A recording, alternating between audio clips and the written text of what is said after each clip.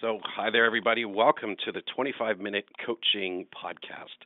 The whole goal of this podcast is just to kind of take what we think are seemingly really complex challenges and obstacles in real estate and really just kind of break them down into little pieces. And so at the end of the call, we kind of have a clear understanding of what the challenge and the obstacle is. We've kind of written a prescription, and then at the end of it, you kind of have a blueprint to go on and, overcome that challenge and just have an amazing real estate career. So today I'm really excited. I've got Linda Stevens with me from Toronto. Hi, Linda. Good morning, Glenn. How are you? I'm fine, thank you. How are you? I'm great. So, Linda, just tell me a little bit about you, how long you've been in the business for, where you work right now, and if there's anyone who's thinking about maybe referring people to Toronto, you can give their contact information, and then after that, we'll just kind of go through what the kind of challenge or obstacle that you're facing. Sounds terrific. Well, I got into the business, Glenn, in 2009. I came out of a career as a law clerk, and I just wanted to change. I wanted to do a little bit better. And that was my whole goal, just do a little better. And so I'm currently with Zolo Realty in Toronto. They're a unique firm that focuses on internet leads. And as my life experiences changed, they fit the bill nicely. I was caregiving for my mother, who recently passed. And prospecting is a big trouble for a lot of agents to find the business. And with the internet leads, it balanced it, so I had the flexibility to fill that caregiving role. And now I'm looking to rebuild my career and move onward to regaining where I once was. And my biggest challenge is to have a discussion today and take a look at where we go from here. Awesome. So what's the number people can reach you at, or an email address if they do have any other questions or thoughts, or they can even give you some feedback on these calls. So where can they reach you at, Linda? Well, that would be great. My direct mobile number is 289-221-5999. My email is really easy. It's selectyournewhome@gmail.com. Perfect. Okay, so let's get down to it. So what's the biggest challenge or obstacle facing you right now in your real estate career? I have a tendency to be self-limiting, and so I have to work on my inner beliefs and my inner story to overcome that challenge of the glass ceiling. So we get comfortable. Many of us have come from other backgrounds and other careers, and lots of you want to do a little better as well. And so if you were earning, let's say in the private sector, $30,000, $50,000, $60,000, whatever the number may be, you're comfortable in that level. You're comfortable in the lifestyle of what those earnings give you.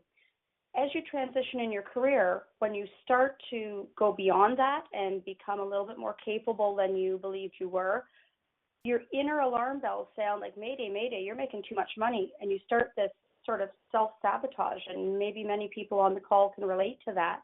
And so we actually, even without realizing it, put that glass ceiling in place, and we need to find ways to have the mental toughness to break through that glass ceiling and to soar in our careers. Right. Well, I think a lot of people will go through that in their career, right? They'll go through, like, I've only, made 50,000 before or 100,000, and that's kind of like enough money because they've already built their life and their world around that kind of money. And to me, what I found is money is just really like a store of energy for you. Your savings account, your equity in your house, your wealth is really just like a store of energy so that you can last a certain point in your life, right? And a lot of people, when they put that kind of glass ceiling limiter on them, they have to kind of, at the end of each year, they just have no more storage of energy left. Right. So a lot of times the issue here is really one of how can we let what's the kind of accelerator or magic button that will let you let your self-esteem catch up to your self-worth. Because I know personally when I first got into real estate, my dad had never made more than $50,000, and I thought if I could just make 50,000, I'm going to be rich and everything's perfect and my life is great. And so, I would get up to about $47,000, and then I would just stop working. And it was just this weird kind of issue and ceiling that I put on myself because I didn't want to make more than my dad. The great news is I got over it because what I found was that it wasn't really about me anymore and money, because money is not just what it can do for you and for your own means. Money is really a storage of energy that you can give away to others.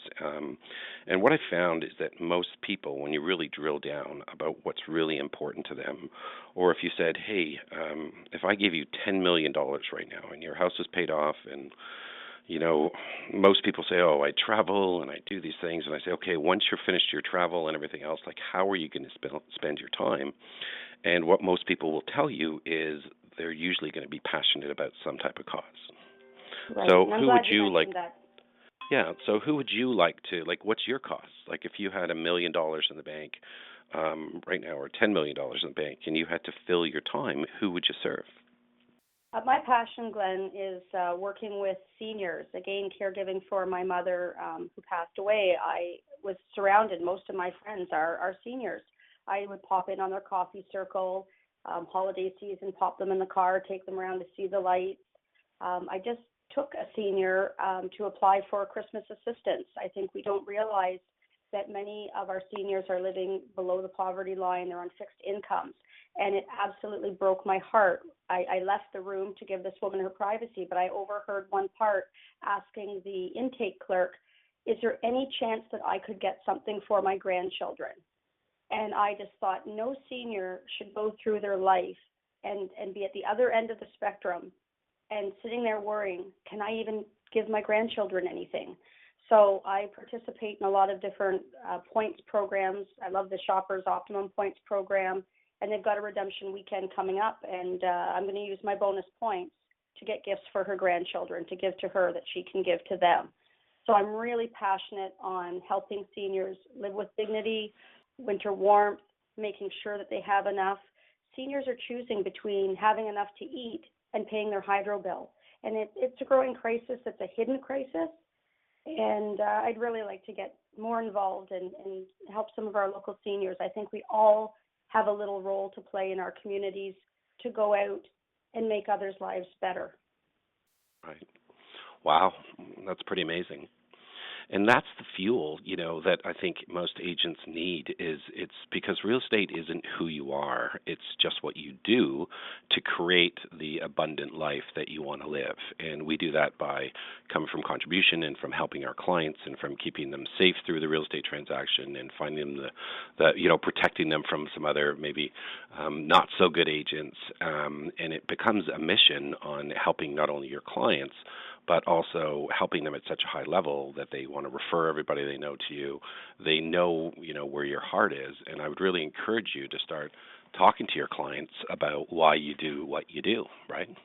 That this is, that part of my deal is, and even start marketing it back to your clients, that my goal is to help 100 seniors this year buy Christmas presents for their kids. And I think, everyone can relate to that kind of stuff because it's the emotion that really makes you go into action about anything. It's not the logic, right? Logic just makes you think and plan, but the emotion and the cause is really why you do what you want to do.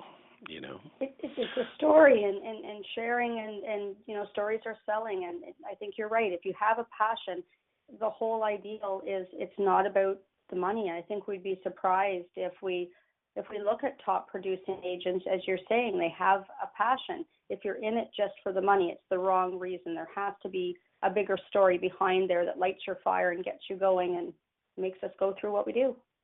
Yeah, that's right. So one of the ways to do it is you just start setting your bar. And I would really encourage you and everyone who's listening right now to start just setting the goal of doubling your income in the next 12 months, because it's not really that difficult.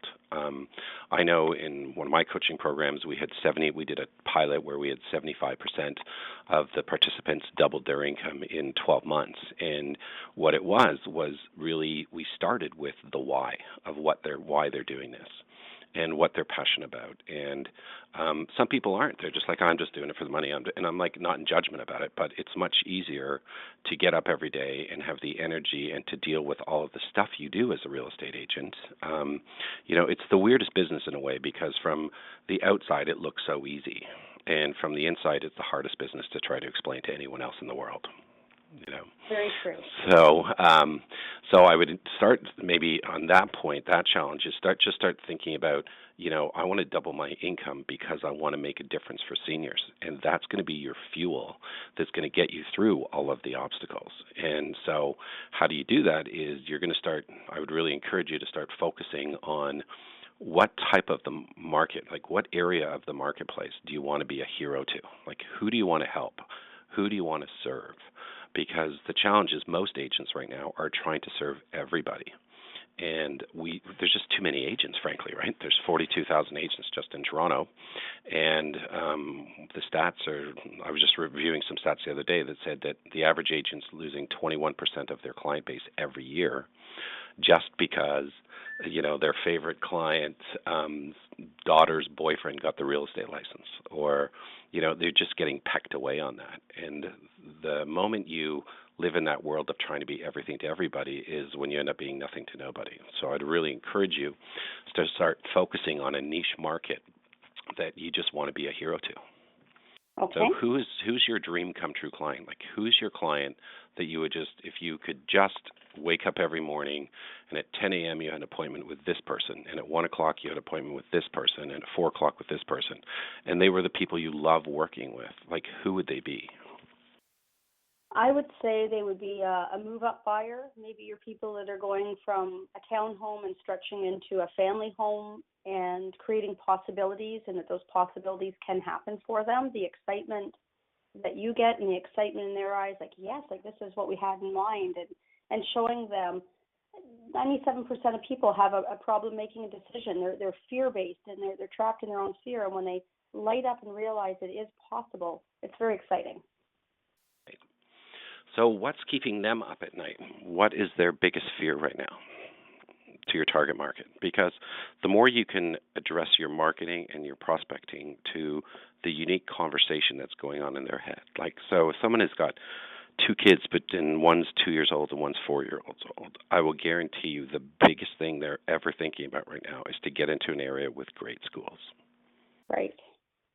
If it's a senior who's trying to decide when to sell, that's a completely different conversation, because they're like, I know I should sell. My kids are telling me I should sell, but I feel comfortable here and I don't know what to do. And it feels uncomfortable going to try to find out what to do, and I can't make a decision. So there's a complete unique language for every single target market that you're going to be dealing with. Right, right.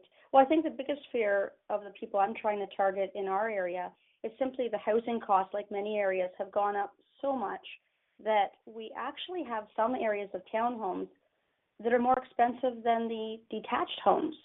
So in their mind, they have this ideal, well, we started here, now it's time to move up into a family home. And they don't see the possibilities, because in their mind, they don't realize that there are certain pockets where they could afford a detached home. If you sold in the 600s for a townhome, but in the older part of town, there's some detached bungalows, great lots, they're selling for $550. They actually could be in an equity position, but they don't believe that, because they just think, well, if we're moving up, it must cost more. So getting beyond their internal beliefs to see the possibilities, I guess I would say, is one of the aspects. Right. So if you were to do, like, if you were to write not like a blog post or just a post on Facebook, talking about here's the list of the top 10 best homes, detached homes between 500 and 650,000 in great school areas, easy access to the 401, and it's the hidden list that nobody really knows about. That's a great offer to give somebody, because the only people who will respond to that offer are people who are looking for exactly what you're offering. Does that make sense? Yes, it does. So you could even do the same thing on Craigslist and Kijiji, and you could write like almost ads that said, would you like a free list the top 10 best homes for families in Toronto between 550 and 650, or 600 and 700,000, because the only people who will ever respond to that ad are the people who want it, you know? Right. And what most agents do is they do broad marketing all the time, Pick me. free CMA, thinking about buying or selling, give me a call. And it's just so ridiculous because you're expecting them to respond and you're trying to hit a wide market. And where really the secret to your success is going to be, how can we move this family from here over to here? So Right. Is there a townhouse development where a lot of those people are in right now? And if you do, where do those people mostly go? They usually go very close. They're usually within like 3 kilometers, 5 kilometers of where they currently are. I find people don't even want to jump the barrier. Where I am is in the Newmarket Aurora neighborhood, and a lot of people won't want to leave Aurora to go to Newmarket. Newmarket doesn't want to come south to Aurora. It's funny that they want to stay. Again, it's a comfort zone for them. They know the schools, they know the shops, they know the area. They know they want to move, but they want to stay surprisingly reasonably within the proximity. We're also in another area called Bayview Wellington over here, seeing a push on with the influx of great demand of buyers coming in, and those buyers are actually looking a little bit north, a little bit outside of the area. So there actually is, now that I think of it, a little bit of both. You just have to figure out which group do you want to work with. Exactly. And the one way you could do it is you could print off all of the sales of, let's say, townhouses on the northeast corner of Bayview and Wellington, and you could look at all of the sellers' names, and then you could put the sellers' names back into Canada 411, and that will tell you where they moved to. And then what you start to figure out is what we call complementary geographic neighborhoods, where we know that 40% of these people, on average, are going to move over there. So then we can start marketing on both sides. We can actually, if we know they're going to Stonehaven or something, Right. Or if we know they're going to be going, if they're in Newmarket and they're going maybe west of Yonge, like up on the area around Doubletree or whatever. If Sure. you know that that's where they're going, then we can market back to them that here's a free list of the top 10 homes in the area that you're going to. And you actually start marketing them and dropping them off in the mailbox of all the people who have the townhouses. So what you're actually doing is you're just giving them exactly what they want, but it appears absolutely random to them in their mailbox because everyone else in their mailbox is putting just listed, just sold, beauty glamour shot of me on my phone in a race car, whatever, that type of marketing.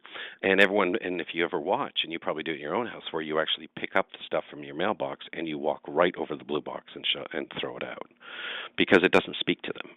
There's nothing in it for them, and the public wants what's in it for them. Right. So the secret is make it so irresistible that what you're offering is that it's impossible for them not to take you up on your offer.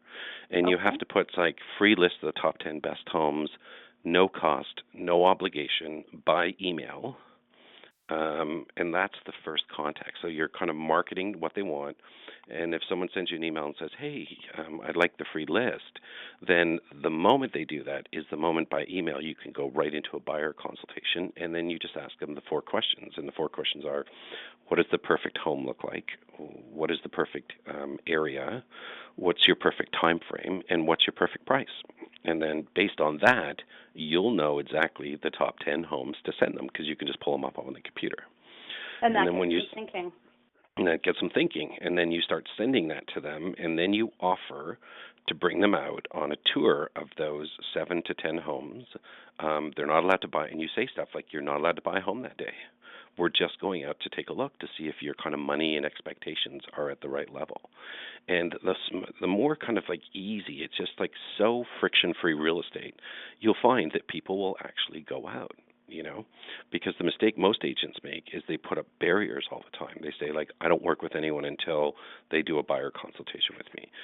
I don't work with anyone until they sign a buyer agency agreement with me. And that's putting the onus and the risk on the consumer and not, and And so that's the challenge that agents have, is because, frankly, if I'm a consumer, I don't want to sign a buyer agent. I just met you, and now I'm Right. obligated to you for 6 months. So make it so easy for me to do business with you that I'm just going to go out on that tour. And when you're on the tour is when you actually start building the relationship. And at the end of the tour, you can then say, why don't we just stop off at Tim Hortons or a coffee shop for 20 minutes, and we'll just kind of recap what's going on the tour. I want to kind of know if your money and expectations are the same level, and that's it. We're done for the day. And what I find is that breakthrough of marketing, of just make it so easy for people to do business with you, has just been lost in the real estate industry right now. Absolutely. It's a race to the bottom, unfortunately. We have become an industry, you mentioned on the marketing, it's too much. Free this and free that and free. What are we doing to ourselves? We can't live for free, but we can turn it around to make it more about the consumer. And you're right, that has been lost.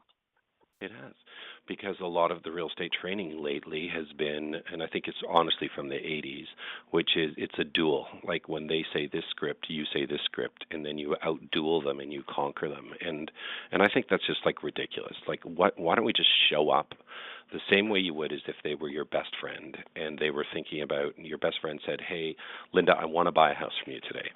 And or I'm thinking about buying a house, or we're thinking about selling. You're not going to go over with a 48-page PowerPoint. You're not going to go and do a full buyer consultation. In fact, you're probably just going to go and talk about nothing for the first 20 minutes as you build rapport, and then you're going to kind of get onto that topic of real estate. And the more I think we can do that, and the more agents can do that, that's what the consumer wants right now. The consumer They'll feel doesn't more need the pressure. comfortable. That's right. Exactly. So does that give you an idea of just kind of how to, it's almost like an easier lead conversion strategy too, because now you're just giving them more offers all the time without obligation. And I like you'll it. find It puts pressure on yourself as well, and I like the casual approach instead of, oh boy, going to meet the Smiths today. I got to get that buyer rep, and you walk away feeling like you failed if you haven't got it, and or you're so from a position of fear. If I don't sign them today, someone else is going to. Yeah. There's some clients we would be glad they signed with someone else at the end of the day, But if we go from a position of giving, I think that's a much better approach. It's a much better feeling. Yeah, and it just will, and will people take advantage of you? Of course they will, but you know what? That's life. So what if you just showed up and you said, I'm going to do that for the next 10 people? And so what if 2 or 3 people took advantage of you, but you converted the next 7? Who cares? It doesn't matter. Because at the end of the day, as realtors, I want to be able to go home and just say I did my best today, and I can't control what any of the consumers are going to do out there. All I can do is show up, be professional, be prepared, give them everything they're looking for, and let them make the decision on what they want to do. Absolutely, I think that's great. I was at a hockey arena last night, and it's one of those things. Any kid who goes up and takes 10 shots on goal, they might get 2 of them, they might get 3 of them. And we're so focused on the 7 we didn't get, we need to focus on the 3 that we do get. That's right. That's the whole conversation about, do you live in the gap of what you didn't get, or do you live in the gain of what you got? And I love when people, they'll double their income, or some people get to 80% of doubling their income, and they focus on the 20% that they didn't get instead of realizing that their income has gone up 80% in the last 12 months, right? That's phenomenal. And the more you can just live in that world of, listen, I'm here to serve you, I'm here to help you, is the moment you stand apart from almost all of the other realtors out there, because they're always they learn ABC, always be closing. If I show people 5 homes and they don't buy, they're gone. And I'm like, you know what? That's old school, and it's also what we call short money compared to long money. Short money is, I got to conquer these people, or they'll buy from someone else. Long money is, only 15% of the people I meet today are going to do something in 90 days anyway, and 85% are going to do something in the next 3 to 9 months.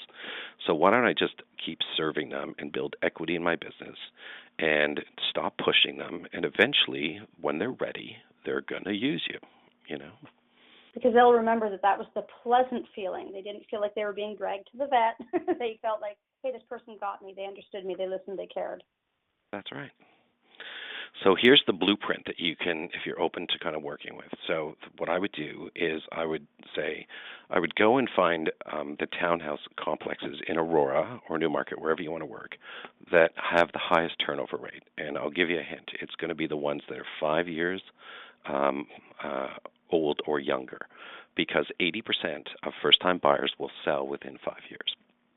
And the beautiful thing about going after that market is they all bought from the builder usually. And Yes. I've never met anyone who had a great experience dealing with a builder. So they don't have an agent, and they had a terrible experience with the builder. And if you could even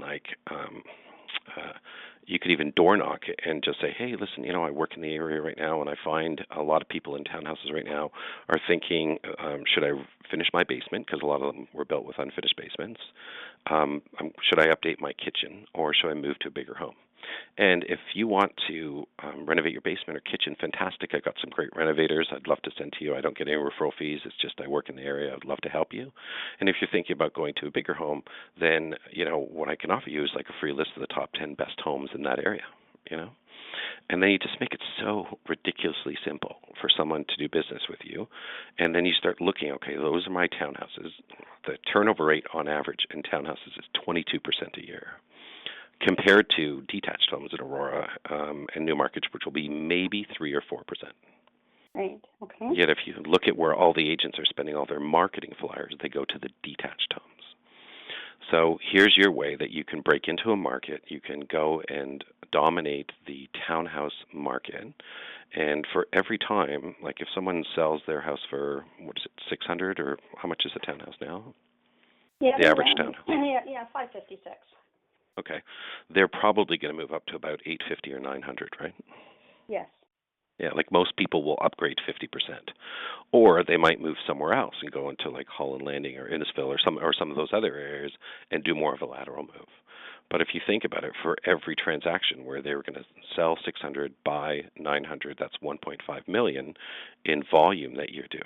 So if you calculate your commission on that or whatever, how many of those do you really have to do in any given year in order to double your income? Not a lot. Right. And that's the whole focus of dominating into a niche market where you can actually just go, I'm going to go and take this market. No one else is focusing on it because they're trying to do a detached here and a rental here and a townhouse there, and I'm just going to dominate it. And you can take that market, you can run it, and you just become the person. And the great thing is the people moving from townhouses up to their detached homes are usually in their 30s, and they've got a couple of kids, and they're about to move. They're either going to stay there for 5 or 7 years, or when they get to their 40s and things are going really well, they're about to move into their luxury home.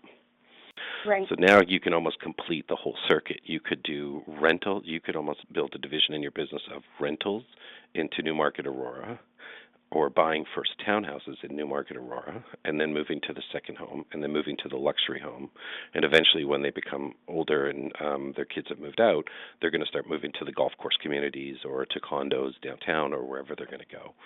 So Right. now you have the whole sequence of events, and you can just go, okay, here's my market right now. I just want the townhouse, moving to the detached. Okay. Great. Does that make sense? It certainly does. Yeah.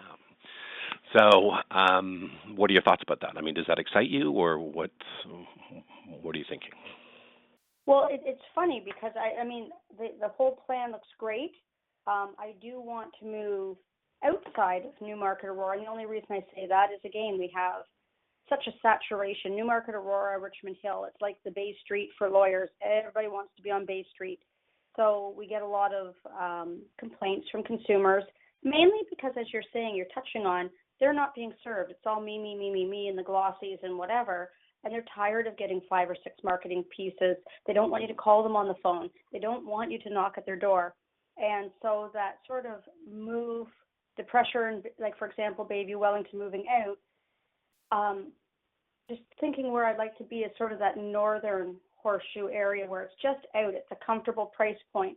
So I know where they're going to, but I think I still now have a way to have an anchor at the other end for the people who are making that move outward. So it gives me a little bit of clarity on maybe which direction I'm going.